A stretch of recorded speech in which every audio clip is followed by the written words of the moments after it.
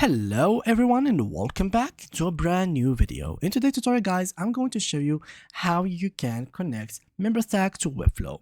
So Memberstack offers multiple integration paths tailored to different technical skill levels and project requirements.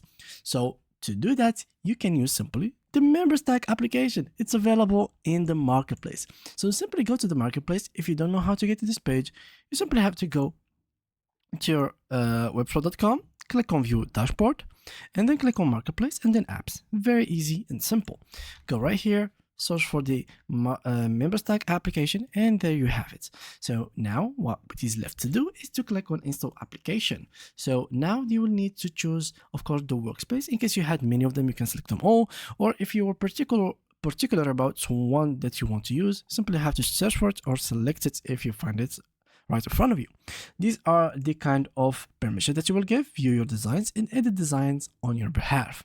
So now authorize app and they will take you to their sites. So normally you would need to connect to them and create an account within their account, or basically, as you can see here, this is a quick tutorial on how to do it. I have already linked my account, but yeah, you really need to create and link your account in general.